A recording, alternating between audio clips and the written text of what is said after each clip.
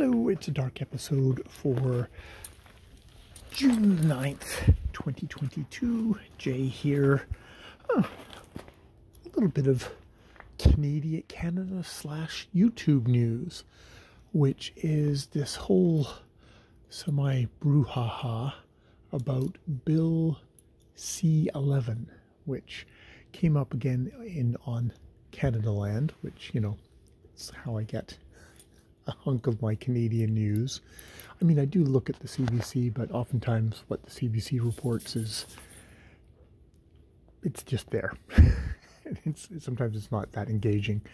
But yeah, there's this little section there on the federal government going to be passing this bill C-11, which will give the CRTC, the Canadian Regulation Radio Telecommunications Board. I can't remember what the hell it is. It's basically, it regulates Canadian media. It forces Canadian companies, media companies to kick in for Canadian Content Day, and it regulates them that they have to have a certain amount of Canadian content carried on their thing. And what the federal government has done, I believe, it's all fiendishly who can you trust, is that big digital companies, the things that didn't exist back when this act was first created, or even created a while ago, you know how quickly these things have come up, stuff like Netflix, stuff like YouTube, Spotify, all that will have to kick in money for Canadian content, and the companies will be regulated somehow as to, you know, carrying Canadian content, promoting Canadian content, perhaps. I don't know. It's all kind of murky. The government makes reassuring sounds, but then they make different reassuring sounds. There was the whole thing at the thing of, I guess when this was last year, it was Bill C-10. It was, they did have something in it that was going to exempt users of social media from doing this, but they took it out. And they had the guy at the time say, oh, well, it's not necessary, we don't need it. But now the bill is back, and they've put it back in again, so apparently it was necessary. But they put a further exemption on that, which is, we're exempting people it's non-commercial, which has sort of got, if you're a YouTuber on the platform who's making a living off of it, it's like, well, I am a commercial enterprise. Will I fall under the CRTC thing? Are they going to make me jump through a whole bunch of hoops to determine whether I'm Canadian? How is it going to affect me that way? I mean, this is all pretty intellectual to me in the personal sense, because obviously I am not a commercial, even my public channel is bazillion years away from being anything that would be actually making money. But, there's a Canadian ecosystem of professional YouTubers who are kind of worried. What the heck does this mean?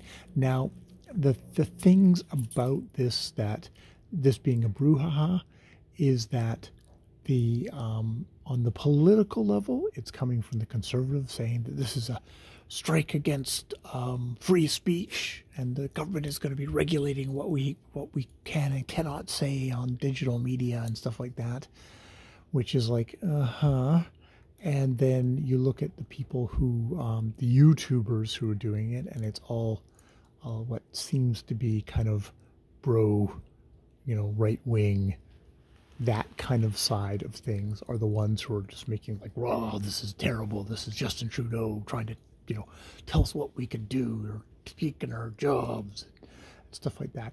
It's like, you don't know how much of this is just kind of right-wing actors who've latched upon something as, this is a hot button issue that we can get people, politically active on our side, or YouTubers who are like, oh, they're trying to kill our channels, and we're going to get our angry followers to give us more money to fight it, which is like, yeah. So is this an actual thing? Kind of hard to tell. Discussed on Canada Land. Jesse was looking at it from like, well, their podcast. They're kind of a digital thing. Are we going to come under CRTC? What the heck is it going to mean for us that way? So, yeah. I'm unclear whether it's a Ganesh Gibb, or if it's actually something to particularly be worried about. Now, politically, the Liberals and the NDP, and I think the Bloc, I think basically all the parties except for the Conservatives are like, yep, let's go along with this, which doesn't necessarily mean it's a good thing, because a lot of these places are, especially you get someone like, they had Elizabeth May, the former leader of the Green Party, and she was talking about how, well, certain things aren't Canadian content, and she was talking about, Dudley Do Right, and let's just say her frame of reference for stuff was pretty old, and you think, you worry that the elderly politicians who aren't particularly online, what do they have an idea of what they're actually regulating? There is that, and how this will spin off, and what the CRTC will decide what is its powers, even when the politicians are saying, oh no, they won't do that. It's like, yes, we're going to do that. It's like, it's one of these murky things where I guess we'll find out what we're in for when we're in for it. For myself, I don't think it's going to have any influence. I don't think it's going to have a great influence. I guess I'll see. Maybe I'm suddenly going to get Due South reruns on YouTube being pushed at me, or other bullshit. Yeah, I guess we'll see what happens, what this means, and what they can make YouTube do, what YouTube will do as a response to this, to, small YouTube creators who are trying to make a go of it. I'm never going to be making a go of it, but I guess we'll see what it does. I know the media companies aren't that happy with it, like, YouTube and Google, Google is YouTube and Netflix. They're not happy with it, but maybe that means who knows if it's a good thing or not, or if anyone gives a shit about the actual Canadians involved, or has this got more to do with funding Canadian media?